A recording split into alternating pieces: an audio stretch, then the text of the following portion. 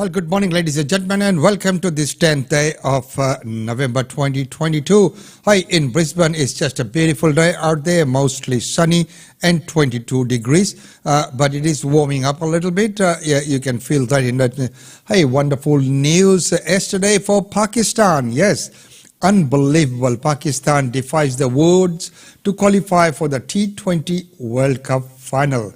Pakistan is one victory away from completing T20 World Cup miracle after toppling New Zealand in the first semi-final at the SCG. So, Pakistan is one victory away from completing the T20 World Cup miracle. And a miracle it would be. This has just made the match just so much more interesting. An inspired bowling performance from Saneen Shah Afridi and a timely masterclass from Captain Babbar Azam helped Pakistan topple New Zealand by 7 wickets at SCG on Wednesday evening, qualifying for the T20 World Cup final for the first time in 30 years. That's correct. For the first time, it's 13 years. It's crunch time at the T20 World Cup, and everyone can watch that. So, 12 days ago, Pakistan's campaign was in tatters. Following an unforgettable defeat against subcontinent rivals India, of course, at the MCG in a deliberating one-run loss to Zimbabwe in Perth, their chances for qualifying in the semi-final were close to zero. But the Pakistanis were gifted by the reprieve when the Netherlands stunned South Africa in Adelaide on Sunday afternoon, an unforeseeable result that effectively made their final group stage against Bangladesh a quarter-final. 3 days later, the men in the green have booked their spot in the tournament final. Now, what a comeback! Repetitious Pakistani fans danced, chanted and drummed out SCG gates before the toss, and the central station's light rail station was crammed with South Asian cricket supporters. And of course, we know there were a lot of Indians in the crowd because they had all bought the tickets, and it's a non-refundable. The semi-final started with the dramatic circumstances when Pakistan paceman Afridi trapping Black Caps opener Finn Allen on the pads with his third delivery of the evening, only for the decision to be overturned by DRS, replayed, showed an inside edge. But the left-hander produced replica and following delivery, and his hopping in-swinger slapping to Allen's front pad, prompting chants of Al-Fridi from the venue. A review soon saved the Kiwi on the occasion. So there you are. Bangladesh is set to play the T20 finals right here at MCG in Australia, and this is the first time in 13 years Pakistan is making it to the finals. It is quite interesting, and there's a lot of talk, a lot of buzz going out there. All the gurus are doing the predictions and everything, but it will be wonderful to see how it all turns out. Well, right now for another sort of news where we're looking at there could be some tax cuts in the line. Alan Kohler, who is an expert on money matters. Here's his report by him. Now, the federal government is currently grappling with how to ease cost of living pressures while also seeking to tame growing inflation and keep a lid on the nation's budget deficit.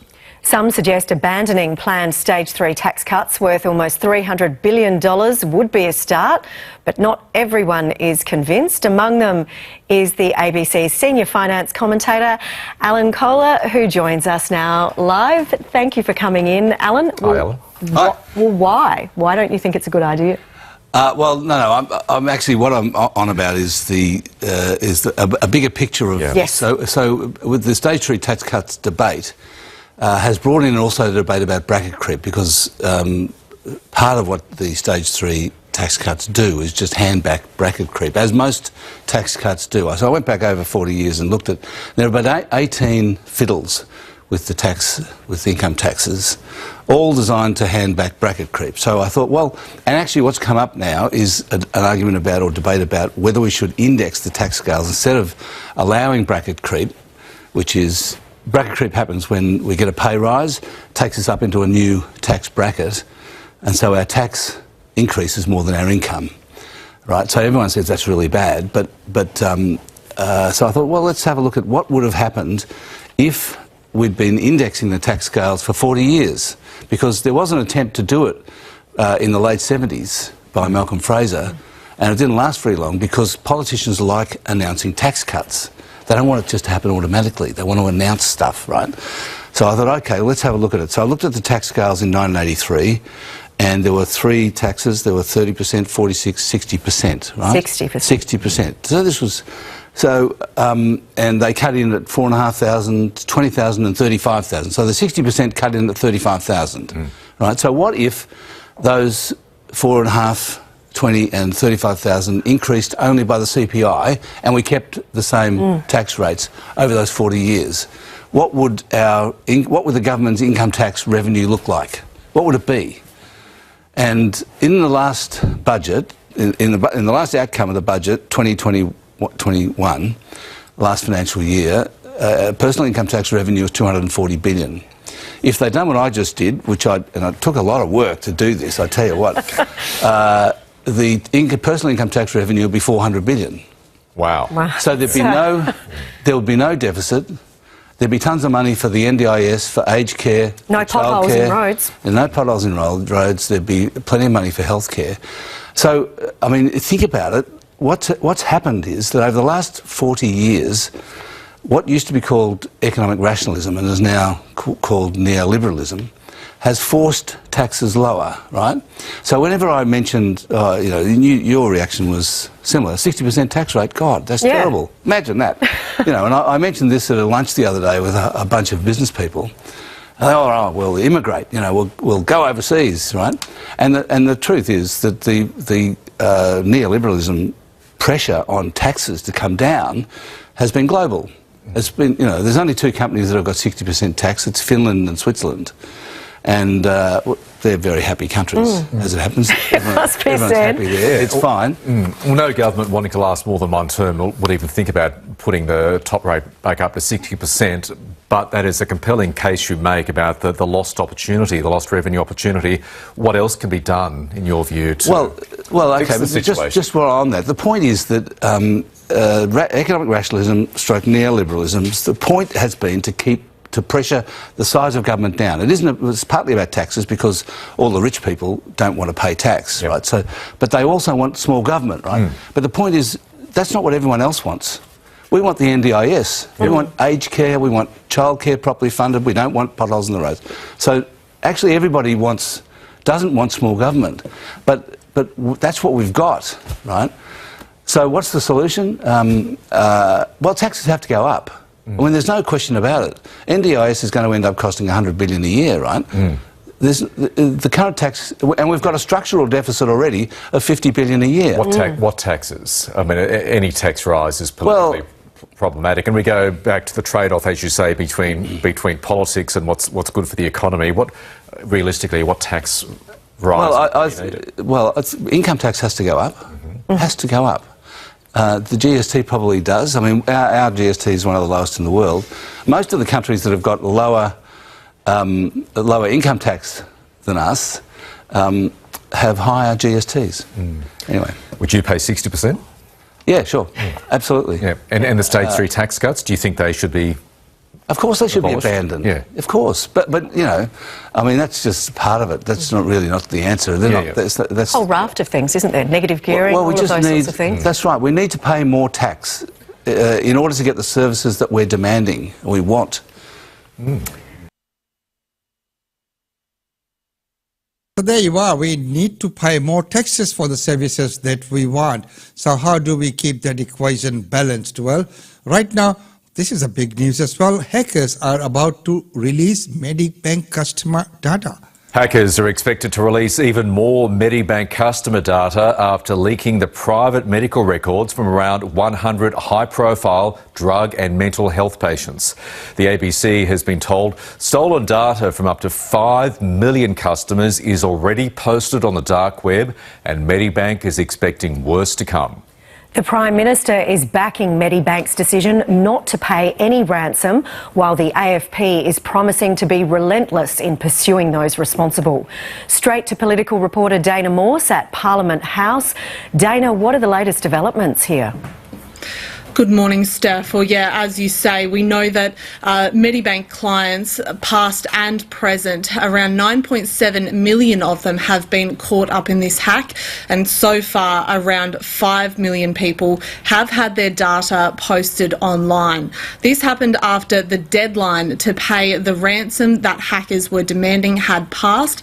Medibank said they would not do that. The government, the federal government, backed them in that decision, saying it would only make Australia a more appealing target for further hacks. The Medibank are saying that they expect more people's data to be released online. Concerningly, the hackers appear to be dividing it up into a nice and a naughty list. Around the naughty list is deemed as people who have high-profile names, who have sought treatment for either drug use or mental health issues. And there's around 100 people or so on that list so far, and there are concerns that it will grow. There are service providers for drug and alcohol counselling who say that is of real concern to them, because people have sought these services under the context of anonymity, and now their data has been released online. This is still a developing story. As you say, the AFP have promised to be relentless in pursuing them. But interestingly, the healthcare sector has reported the most data breaches of any private sector here in Australia this year. They're dealing with highly sensitive information, and there are considerable calls for more to be done to protect people's private information, particularly highly sensitive health data. Steph? Yes, it certainly is really concerning with such intimate and personal details. One shudders to think what might come next. Thanks for that, Dana Morse. And thanks really for that update. Well, of course, it is rather alarming that has happened, and the hackers have demanded that ransom and good on Medibank for not succumbing to their demands, and of course for the federal government backing them up on their decision. I do agree that if we fall to that, then Australia will become prey to other ones as well. Let this be a lesson. Of course, lessons are to be learned. That the data security is of prime importance these days. It is very, very important to control the data, it is very, very hard to manage that, because these days people have all sorts of data, and there are many employees and many people who have access to that data. So how do you protect them as well? You could have outsiders, you could protect it from outsiders, but there could be leakage from inside the organization as well. Scary thoughts. These are the times that we live in. Well, next news. A major recycling scheme, which is supposed to be very good, but unfortunately it collapses. Okay. Put it on the bench. Emma Probert has recycled her soft plastics for years, proud to make a small difference. It's something that has become more important to me as a mum, because I think of the legacy for our children. But now the scheme is on hold. The program exploded in popularity during COVID. We went from 1.5 million pieces returned every day to over 5 million pieces returned. And now there's a lack of businesses to take the waste. RedCycle's biggest customer, which repurposes plastics for roads, has been out of action since June when its building burnt down. Our factory floor didn't help matters based on the volumes of material that we were taking, so it's very, very unfortunate. While demand for other products made using the plastics, like furniture, is down. That's where the bottleneck is, this lack of markets to buy it back. Some things are hard to avoid, so you end up buying them in plastic. With no alternative plastic recycling schemes, environmental groups say the solution is to reduce plastic packaging in the first place. What we need to see now is greater industry commitment to getting rid of some of these problematic plastics. The big supermarkets didn't respond to that today, but Coles says it and its competitors are looking at a more sustainable recycling model. that solution. More sustainable recycling model, and of course we know that the use of single plastics, even the use of plastic knives and forks and savories, even in outdoor, temporary kind of eatery areas are also being banned in many states. So plastic is on the way out. Well, we are going towards more cardboard-based products, but where is the raw material coming from? What are we sacrificing in that? Time will tell. Well, right now, Mark introduces the NICC bill. Restoring trust and integrity to government. This legislation delivers the single biggest integrity reform this parliament has seen in decades. It honours our commitment to Australians in both form and substance. The design principles we announced before the election are the design principles of the bill before. So we hope fully that the national crime and corruption will be under control. And of course, it is important that there are things dealt with in a very, very credible manner. Well, right, the Shadow Minister of Defence says that the personal approach on the military situation that we talked about. A couple of weeks ago, I received some calls from former serving fighter pilots who said that former colleagues of theirs had been approached by Chinese interests to assist with the training of the PLA. So I'm encouraged to see Richard Marles, the Defence Minister, come out this morning, report back on his initial investigation, and he's going to undertake further inquiries and see if there are any gaps that need fixing.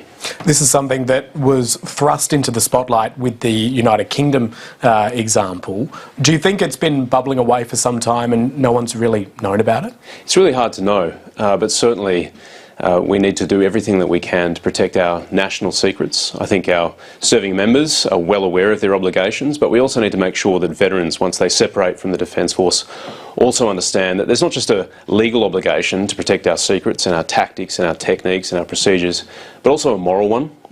If we want the best for Australia, then we need to really safeguard those secrets, because there are strategic... And of course, national secrets are to be safeguarded, and of course, as we have seen from the data breach as well. So it is very, very important that the integrity be protected. Well, right now to overseas, before we go to our daily India report, we'll go to Qatar, where the Qatar royal family is accused of covering up the worst working conditions.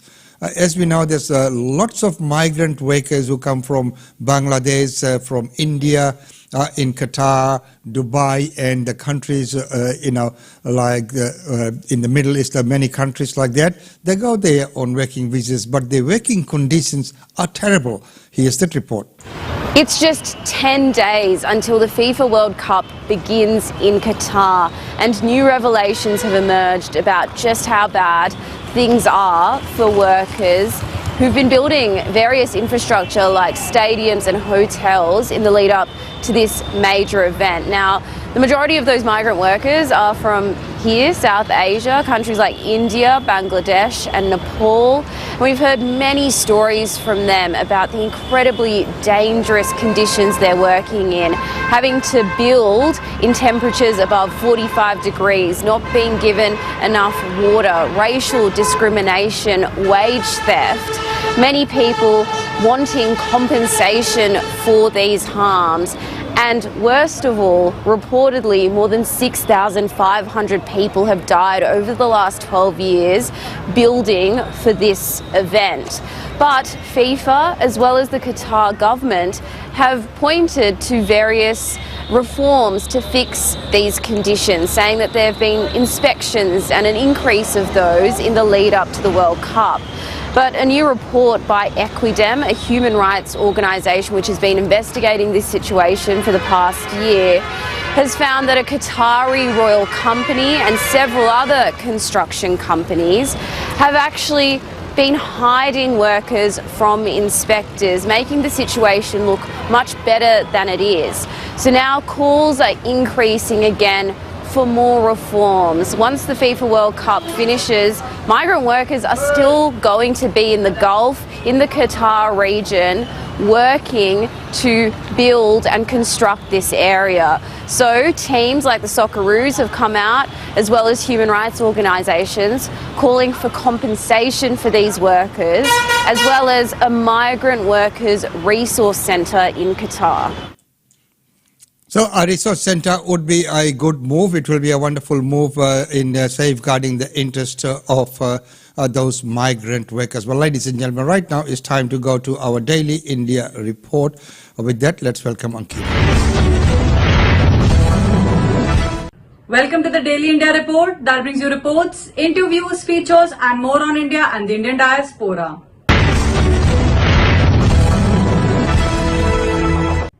Indian Prime Minister Narendra Modi unveiled the logo, theme and website for India's G20 presidency on 8 November 2022 and said that India's G20 presidency reflects the world's confidence in India. Prime Minister Modi said while launching the theme for India's G20 presidency that the opportunity to lead the powerful grouping represents a moment of pride for the country as well as growing global confidence in it.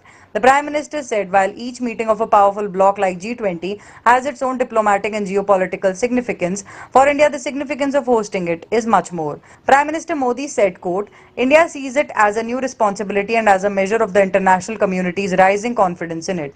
Today, there is tremendous curiosity across the globe about India, which is now being analyzed in a new context.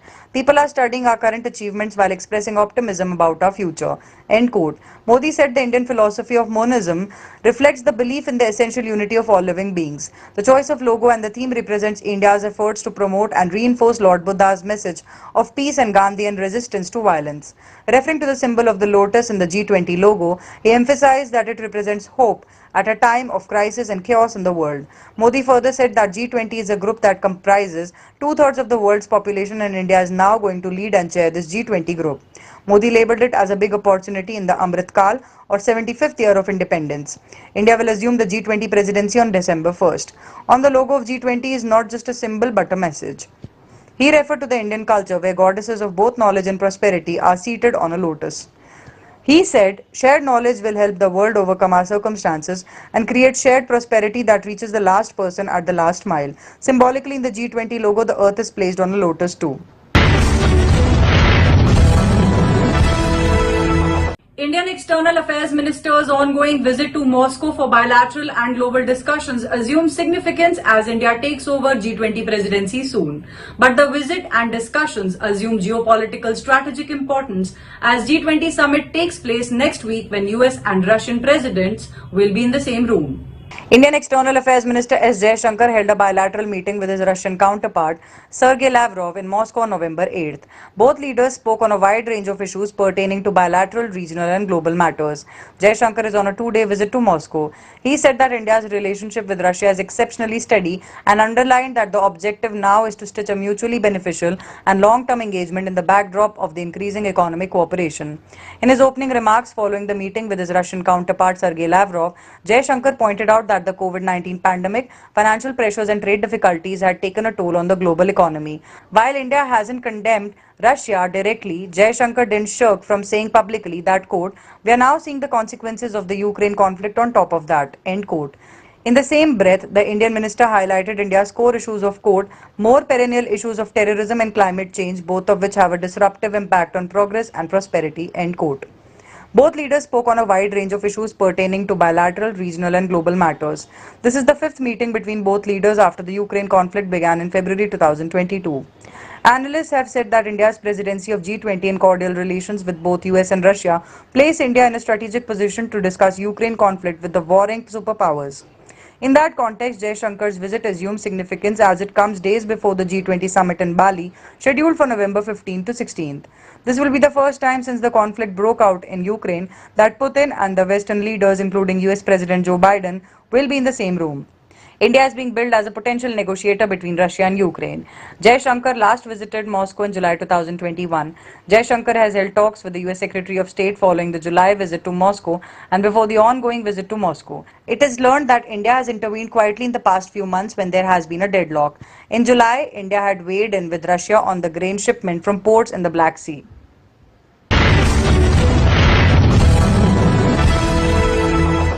India is ready to hit another milestone in space journey. The first privately developed rocket, Vikram S, is all set to be launched into orbit.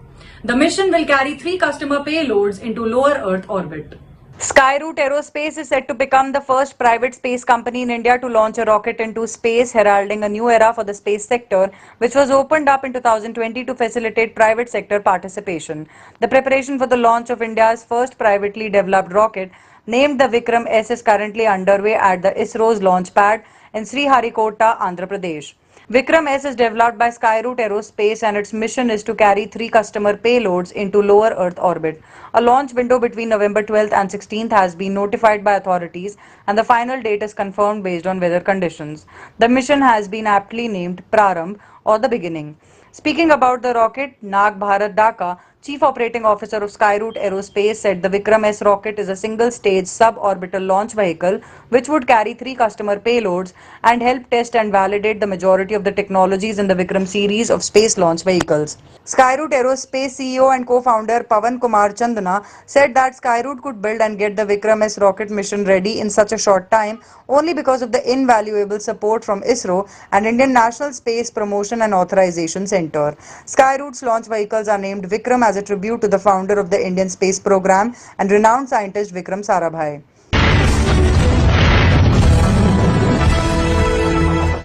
Indian defense firms are meticulously working towards achieving the $5 billion export target. Indian Prime Minister Narendra Modi had given the Indian defense companies a target of $5 billion in exports. Indian entities, both private and public firms, are taking steps to enhance their foreign sales. The biggest public sector unit, Hindustan Aeronautics Limited, has tasked its officers to engage in export promotion. HAL has put together a team of senior officers for exports. The group functions under HAL Corporate Marketing. It is tasked to work towards export promotion activities. BrahMos RT Space has also started finding new markets and started identifying regions which can be useful for it in selling its world-class supersonic cruise missile. BrahMos missile export target is set at $5 billion by 2025. BrahMos made the first export deal with the Philippines at $375 million.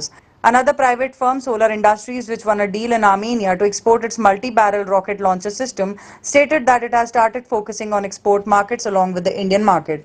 India's Defense Secretary said that India achieved exports of defense items and technology worth a record 13,000 crores or $1.6 in 2021-22. This is expected to increase to 17,000 crores or $2.1 billion in 2022-23. Defense exports grew by 334% in the last 5 years and India is now exporting to over 75 countries due to collaborative efforts.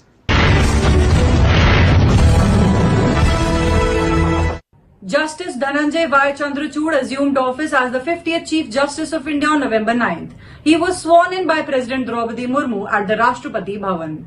Senior most Supreme Court Judge Justice Dhananjay Y. Chandrachud became the 50th Chief Justice of India on November 9th. He succeeded Justice Uday Umesh Lalit, whose 74-day stint as the CJI ended on November 8th. CJI Chandrachud was administered oath by President Draupadi Murmu at the Rashtrapati Bhavan. His illustrious father Y.V. Chandrachud was the longest-serving Chief Justice of India and remained at the helm from February 22, 1978 to July 11, 1985. Justice Chandrachud will serve as the CJI for 2 years till November 10, 2024. Supreme Court judges retire at the age of 65. Uday Umesh Lalit recommended Justice Chandrachud as his successor on October 11th. President Draupadi Murmu appointed him as the next CJI on October 17th. Justice Chandrachud, born on November 11, 1959, was elevated to the top court on May 13, 2016. He has been part of several constitution benches and landmark verdicts of the top court, including on matters relating to the Ayodhya land dispute, the right to privacy and adultery. Justice Chandrachud was also part of the benches which delivered path-breaking judgments on decriminalizing same-sex relations after it partially struck down Section 377 of the IPC, the validity of the Aadhaar scheme, and Sabarimala issue. Indian-American Aruna Miller becomes the first immigrant to hold the office of Lieutenant Governor in Maryland. As millions of Americans cast their votes in key races for governor, secretary of state and other offices, Indian-American woman Aruna Miller has become the first immigrant to hold the office of Lieutenant Governor in Maryland. The 58-year-old Democrat is said to have her roots in Hyderabad and immigrated to the United States from India when she was 7. She graduated from the Missouri University of Science and Technology with a degree in civil engineering in 1989 and worked for 25 years at the local Department of Transportation in Montgomery County. She tweeted, quote, "There's no place I'd rather be than with voters. Our community has pushed us to be our best selves this campaign, and I cannot even begin to put my gratitude into words for your commitment and support," end quote. According to political experts, all 4 Indian American incumbents, Ami Bera, Raja Krishnamurthy, Rokhanna and Pramila Jayapal, are likely to be re-elected. Malayalam language cinema superstar Mammootty's recent box office success Road's Church is all set to stream on the OTT platform Disney Plus Hotstar from November 11th. Road's Church is all set to stream on the OTT nearly a month after it opened in theatres on October 7. The film has been a commercial success.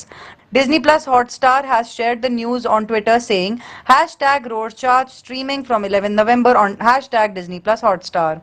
Mammootty continues to prove and dominate Mollywood.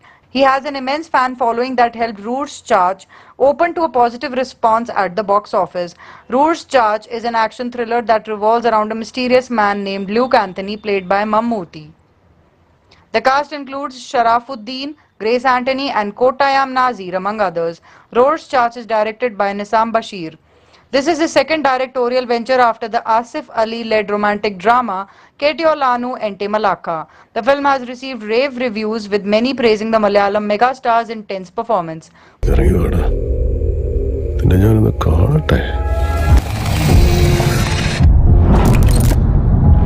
Welcome back.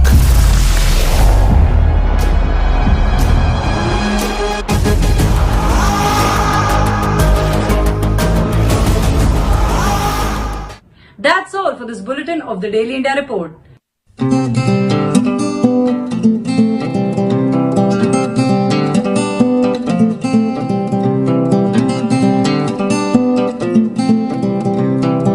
And thank you very much for that update, Ankita. Well, ladies and gentlemen, right now it's time to go to our functions and events taking place right here in Brisbane.